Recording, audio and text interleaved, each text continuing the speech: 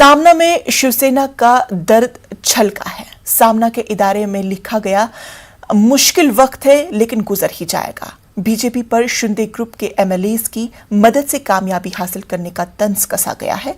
इदारे में नवमुंतखब स्पीकर राहुल नार्वेकर पर भी तनकीद की गई है। इदारे में लिखा गया है कि नार्वेकर भी एक ऐसे शख्स है जो पहले खुद को शिवसैनिक कहते थे और अब नार्वेकर जानते हैं कब और कहां कदम रखना है। इदारे में बीजेपी को चैलेंज किया गया है कि बीजेपी शिवसेना या महाराष्ट्र की शिनाख्त को शिकस्त देने की सलाहियत और अहमियत नहीं रखती।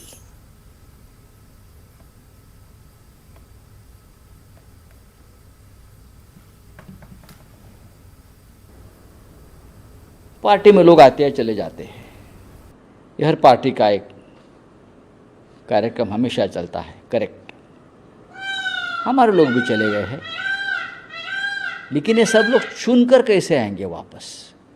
ये तो शिवसेना के नाम से हमारे लोगों के मेहनत से चुनकर आए थे, और अब कोई प्रलोभन है, कोई दबाव है एजेंसी का, तो चले गए। ये टेम्पररी अरेंजमेंट्स। लेकिन हमारी पार्टी फिर एक बार खड़ी ख़त्म नहीं होगी। फिर एक बार हम काम शुरू करेंगे, गांव-गांव में जाएंगे, कार्यकर्ताओं से मिलेंगे। लेकिन गांव-गांव में फिरना मुश्किल है ये लोगों का जो छोड़कर चले गए।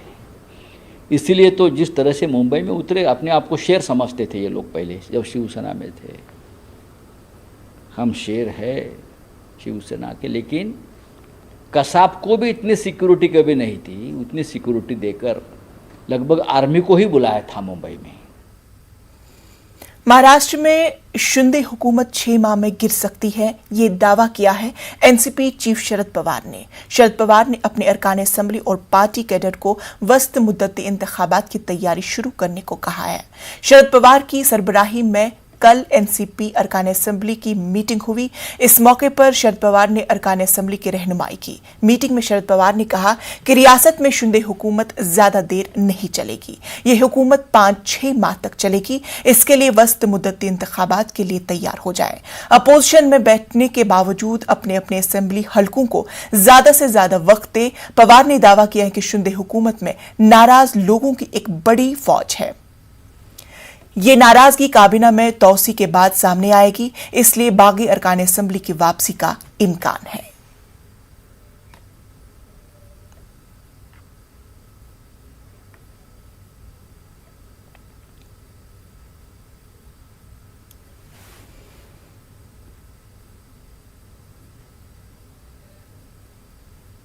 असेंबली में एकनाथ शिंदे के फ्लोर टेस्ट में